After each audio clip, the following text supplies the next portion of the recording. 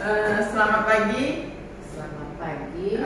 Terima kasih Ibu Sondang sudah membantu saya dalam pembuatan video rencana tindak lanjut merancang pembelajaran proyek melestarikan permainan tradisional. Tidak lupa kita panjatkan puji syukur kita kehadirat Allah Subhanahu wa Ta'ala yang telah memberikan kita kesehatan sehingga kita bisa berkumpul di ruangan yang sederhana ini. Baiklah, langsung saja.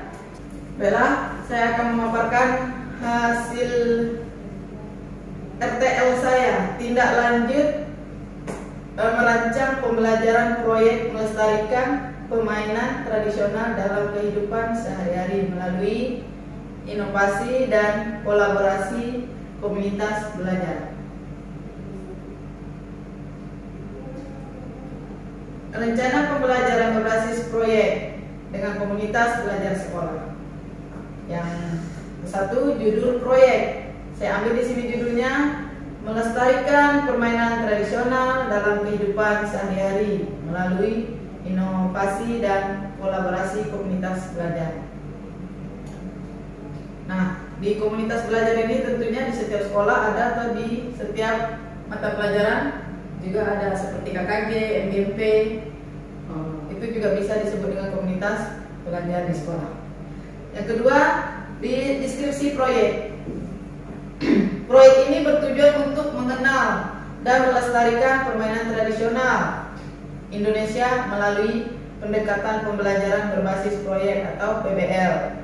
Siswa SMK akan bekerja sama dalam kelompok untuk mempelajari berbagai permainan.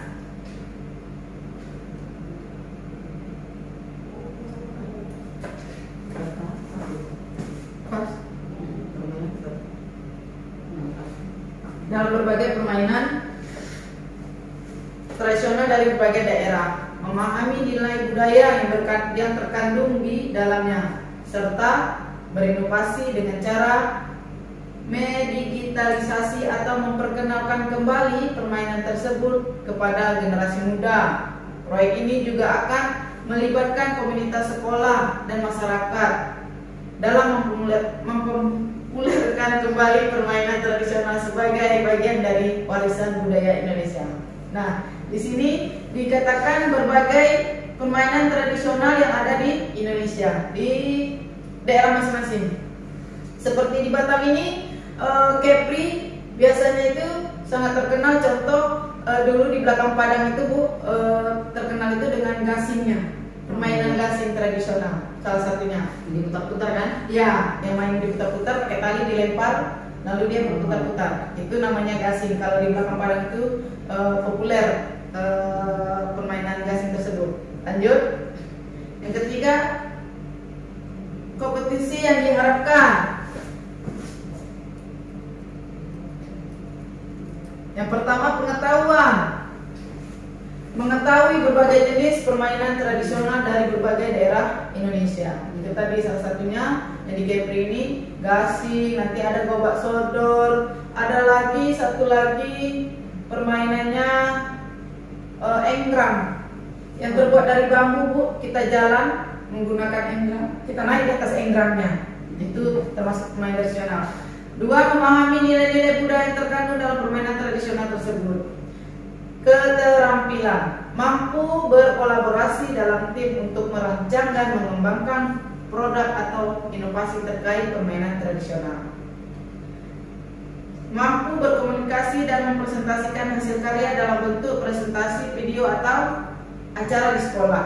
Nah, jadi peserta didik hendaknya mampu berkomunikasi tentang mempresentasikan hasil karya yang mereka buat, yang mereka temui tentang permainan tradisional, mempresentasikan dalam bentuk video atau di acara sekolah, agar teman-temannya lain melihat dan tahu, oh ternyata di Indonesia ini atau di daerah-daerah banyak permainan tradisional yang unik dan menyenangkan untuk dimainkan.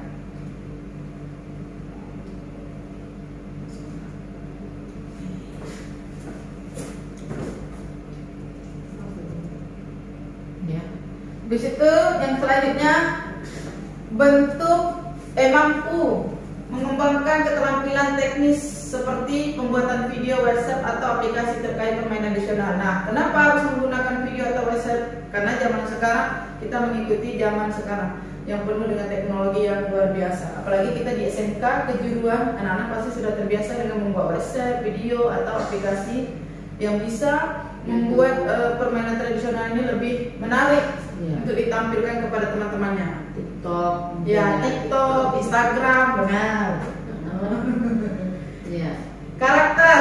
Nah, yang pertama menghargai budaya lokal dan warisan leluhur. Jadi anak-anak kita bisa menghargai budaya yang ada di sekitaran atau di tempat tinggalnya atau di daerah tempat tinggalnya, dan paham, oh ternyata tradisional di tempat tinggalku seperti ini gitu. Terus memiliki rasa tanggung jawab dalam melestarikan budaya Indonesia. Nah, jadi juga bisa menanamkan kepada diri mereka itu bahwasanya mereka juga memiliki andil atau tanggung jawab untuk melestarikan budaya dengan melalui permainan tradisional tersebut, mengenalkan ke temannya, ke tempat tinggalnya gitu. Yang ketiga, meningkatkan rasa kebersamaan dan kerjasama antar siswa serta berkomunikasi. Nah, kerjasama ini misalnya contoh dalam pembuatan permainan tersebut supaya lebih menarik itu dibuatnya seperti apa gitu. Jadi mereka meremuk untuk membuat satu permainan yang mereka pilih. Misalnya tadi gobak sodor, seperti apa ya yang supaya ada perbedaan antara gobak sodor yang dulu dan sekarang dengan teknologi yang canggih.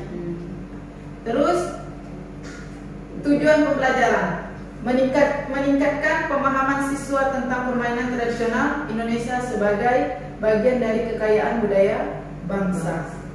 Mendorong siswa untuk berinovasi dengan cara membawa permainan tradisional ke dalam konteks modern melalui teknologi atau metode lain yang relevan. Nah, seperti tadi menggunakan video untuk menampilkan supaya minat atau ketertarikan temannya terhadap olahraga tersebut. Biasanya kita ini kan kalau melihat dari casingnya dulu nih, oh bagus tampilannya, pasti tertarik. Nanti akhirnya dia akan menyukai permainan tersebut. Terus mendorong siswa untuk berinovasi dengan cara membawa menumbuhkan rasa bangga dan cinta terhadap budaya Indonesia serta mengajarkan siswa untuk melestarikan warisan budaya melalui kreativitas dan teknologi.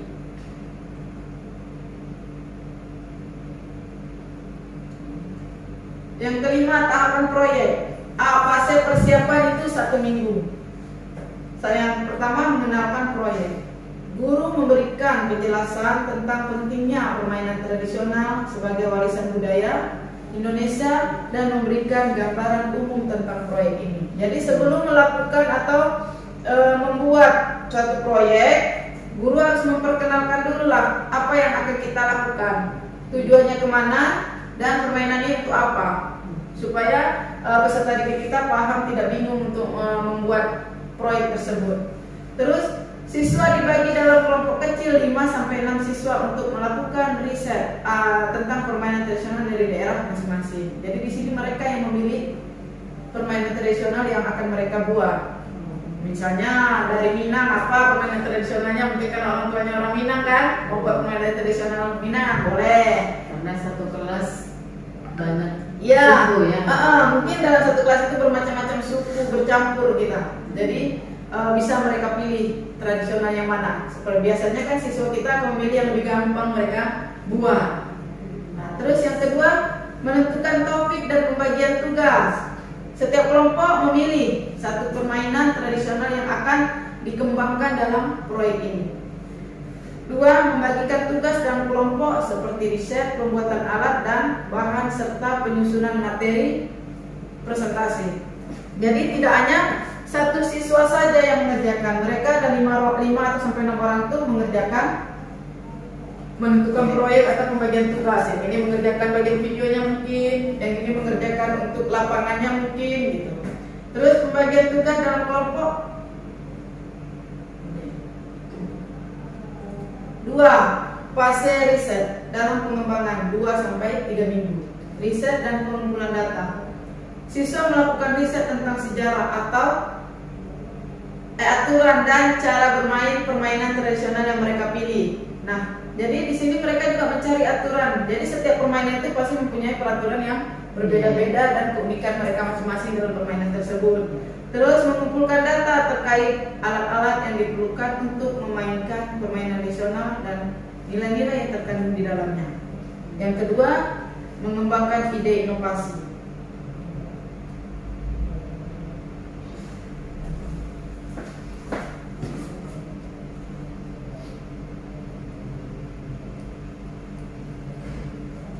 Kelompok mengembangkan ide untuk memperkenalkan kembali permainan tradisional seperti membuat video, tutorial, mengadakan lomba di sekolah, membuat aplikasi atau mengadaptasi permainan dengan dengan teknologi VAR. Terus membuat tipe atau bahan yang diperlukan untuk demonstrasi, misalnya alat permainan atau video. Jadi sebelum melakukan permainan, buat dulu peralatannya, membuat dulu videonya agar teman-temannya bisa melihat ternyata permainannya seperti ini. Oh, yang dilakukan nanti persiapan untuk kelompoknya ikut lomba harusnya seperti ini, menyusun strategi. Ya. Terus C, fase implementasi 2 minggu, pembuatan proyek.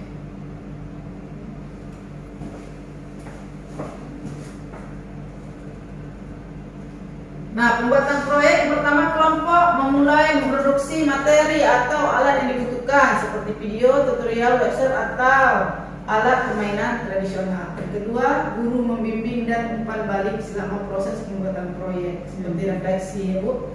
Umpan baliknya, terus guru juga harus membimbing peserta didiknya, tidak dilepas begitu saja. Yang kedua, uji coba dan revisi.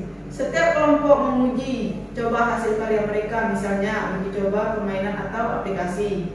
Berdasarkan feedback dari teman, sekelas atau guru lakukan revisi untuk penyempurnaan.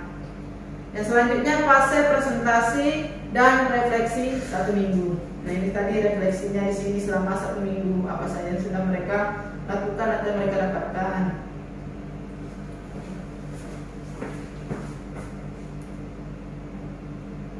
Setiap kelompok mempresentasikan hasil proyek mereka di depan kelas atau dalam acara sekolah. Misalnya diadakan festival permainan tradisional. Jadi disinilah mereka mempresentasikan hasil yang mereka kerjakan selama 1 minggu. Apa yang harus mereka jelaskan atau apa yang mereka paparkan dan apa yang mereka buat selama berapa minggu tadi ke atas itu, Bu. Terus dalam presentasi, kelompok menjelaskan bagaimana permainan tersebut dimainkan. Jadi harus dijelaskan dulu, misalnya mereka memilih gobak sodor, mereka akan menjelaskan dulu cara bermain gobak sodor seperti apa, bentuk lapangannya, aturannya seperti apa. Jadi teman yang mengikut itu tidak bingung, menentukan kemenangannya seperti apa. Terus membuka sesi tanya jawab untuk menguji pemahaman dan menjelaskan lebih lanjut. Jadi mereka harus membuka pertanyaan tentang sekitaran permasalahan atau tentang gobak sodor. Evaluasi dan refleksi. Satu, evaluasi proyek dilakukan oleh guru, teman sekelas, dan mungkin juga masyarakat sekitar. Jika melibatkan orang tua atau komunitas lokal. Siswa melakukan refleksi terhadap apa yang telah dipelajari dan bagaimana proyek ini meningkatkan pemahaman mereka terhadap pentingnya melestarikan budaya Indonesia. Penilaian. Proses riset 25, keakuratan dan kedalam riset mengenai permainan tradisional. Nah, kira-kira dalam permainan tradisional yang mereka tampilkan, berapa persen itu akuratnya permainan tersebut dengan tradisional, apakah campuran atau 100% tradisional. Kreativitas dan inovasi 25%. Bagaimana siswa berinovasi untuk memperkenalkan kembali permainan tradisional dengan cara yang menarik dan relevan. Nah, jadi 25% ini penilaian hasil presentasinya, inovasinya atau dalam permainan tradisional ini gimana, menarik atau tidak yang ditampilkan. Jadi nilainya 25%. Kerjasama tim 20%. Kemampuan bekerjasama dalam kelompok komunitas baik dan pembagian tugas yang efektif. Jadi di sini tugas yang efektif, semua siswa yang terlibat dalam kelompok tersebut bekerja efektif. Jangan ada satu orang yang duduk atau main-main. Nah, di sini untuk pembagian tugas yang efektif dan komunitas yang baik. Presentasi 20%, kualitas presentasi termasuk penyimpanan informasi yang jelas dan menarik. Cara penyampaian presentasinya seperti apa? Refleksi dan evaluasi 10%. Kemampuan siswa dalam melakukan refleksi terhadap proses dan hasil proyek yang telah dilakukan. Sumber belajar, buku tentang permainan tradisional, video, artikel, WhatsApp, narasumber. Penutup. Proyek ini tidak hanya bertujuan untuk melestarikan permainan tradisional, tetapi juga untuk mengembangkan keterampilan kolaborasi, kreativitas, dan pemecahan masalah bagi siswa SMK. Melalui proyek ini, siswa dapat menyadari pentingnya peran mereka dalam menjaga kekayaan budaya Indonesia di tengah perkembangan zaman yang modern. Nah, inilah pemaparan saya tentang tindak lanjut RTL saya memperkenalkan permainan tradisional Indonesia di daerah tempat tinggal masing-masing. Terima kasih. Jika ada yang mau ditanyakan atau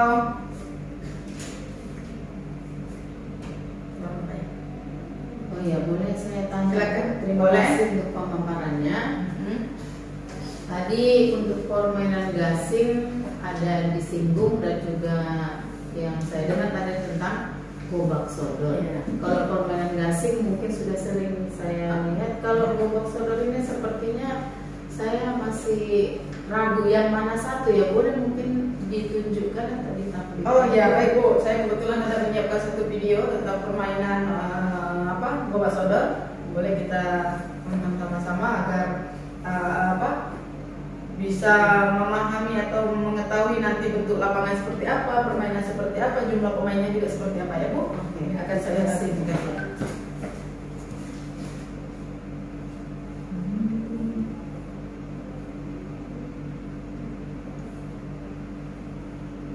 Ini Bu, sebelum kita lanjut ke videonya, ini bentuk lapangannya Bu.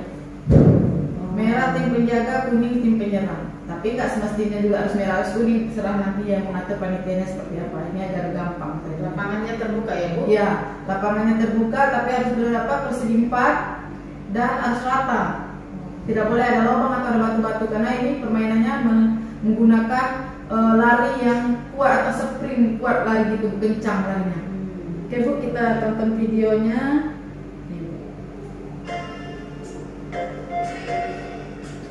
Seperti ini Bu, permainan gobak sodornya. Apakah ini harus perempuan semua Bu? Karena saya lihat ini banyak yang perempuan. Oh, kalau dalam permainan gobak sodor ini Bu, permainannya boleh random.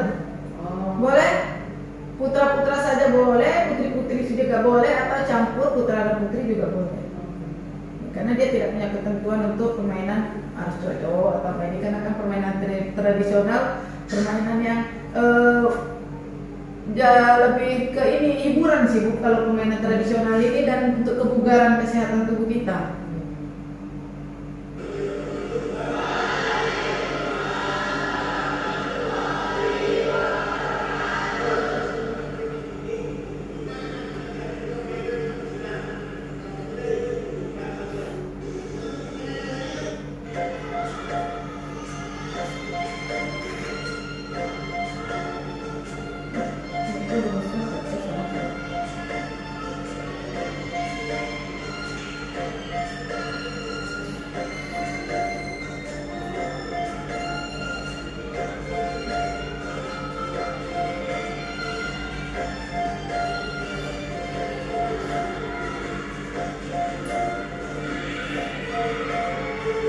Sudah digapai badannya, berarti mati dia Bu. Oh, tidak diizinkan untuk bermain lagi? Ya, duduk dia di samping sambil menunggu timnya masih lanjut atau bagaimana. Oh.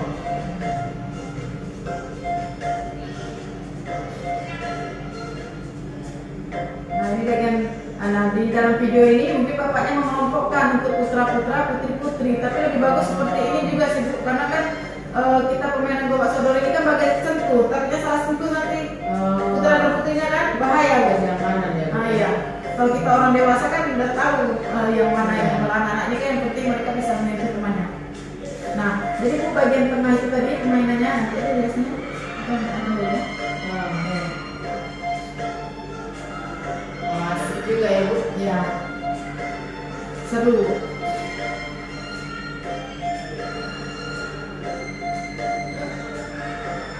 Seru banget.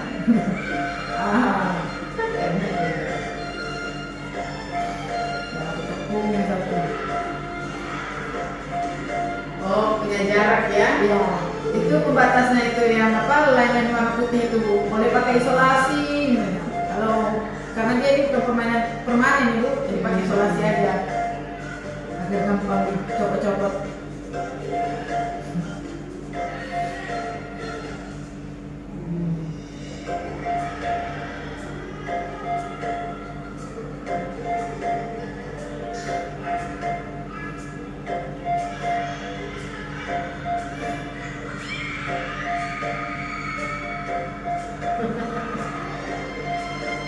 Sampai habis ya?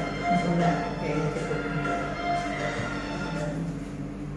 Nah, ini Bu, video yang apa sedikit kita putar, mudah-mudahan udah bisa lah Bu memahami ya Bu, karena ini permainan sederhana sekali. Saya hanya boleh tanya Bu, kira-kira berapa orang yang boleh banyak garis-garisnya, berarti semakin banyak. Paling 8 Bu, 8. Karena semakin banyak kita buat nanti semakin banyak permainannya, semakin sempit kita larinya Bu. Oh. Ngos-ngosan. Nah, jadi nih Bu, saya sedikit menjelaskan. Ini kan ada lapangan nih persegi 4 dengan ada tanda-tanda nih. Sampai ke sini sampai sini paling sekitar 2 meter atau 3 meter gitu Bu. Nah, ini kan ada garis tengah, ada satu orang penjaganya di garis tengah ini. Oh, ada juga. Ya, garis tengah ini bebas dia mau sampai ke ujung dia berlari. Jadi pada saat orang berlari di tengah bisa langsung dia gapai. Kalau kita lupa bahwasanya garis tengah ini ada si penjaganya. Katakannya kaptennya di sini dia. Jadi dia bebas mau lari ke ujung. Nah, tapi kalau temannya lain hanya bisa lari ke samping kiri dan kanan saja. Tidak boleh yang lurus. Kalau dia lurus larinya. Kapten tadi. Paham. Nah, sampai di sini paham Bu? Bisa. Masih ada yang mau Oke, ditanyakan? jadi di sini memang benar-benar harus terjalin kolaborasi. Iya, ya. betul. Kalau kolaborasi dan kerjasama yang baik untuk tim tersebut agar kita bisa menang. Tapi di sini lebih anak-anak kalau dilihat di video ini anak-anak semuanya senang akan permainan gobak sodor ini. Iya. Happy mereka, nggak ada yang cemberut Bu. Senang semua. Oke, ya. Satu lagi pertanyaan boleh Bu? Boleh. Iya, satu lagi pertanyaan. Karena sekarang kan zaman digital media. Apa kira-kira hubungan permainan tradisional gobak sodor ini dengan zaman modern ini? Nah, kalau di dalam zaman sekarang ini teknologi canggih mungkin Bu bisa jadi kayak tadi di materi saya ada mempresentasikan. Nah, kalau zaman dulu kan kita mempresentasikan ini tidak bisa dengan media seperti ini. Oh, iya. Dengan contoh aja seperti ini ya mainnya itu lebih sulit. Tapi kalau sekarang anak-anak masuk di kelas duduk yang rapi, kita tinggal tonton. Nah, nanti setelah menonton ini kita menambah lagi apakah mereka sudah mengerti atau belum. Gitu. Kalau sudah mengerti, ayo kita mulai bermain. Nah, mungkin kalau di sini kan penghitungannya kalau zaman dulu masih pakai fluid atau apa, mungkin kalau zaman modern sekarang fluid bisa diganti dengan tombol mungkin bisa jadi ya Bu dengan kesalahan. Iya, dengan kualitas alat dan cara anak-anak untuk menginginkan lagi lebih modern lagi. Terima kasih banyak Bu. Oke, terima kasih Bu. Tidak ada pertanyaan lagi, saya akhiri saja hasil RTA saya. Mudah-mudahan bermanfaat. Terima kasih Bu Sondang atas waktunya. Saya akhiri. Selamat pagi. Assalamualaikum warahmatullahi wabarakatuh. Jangan kayak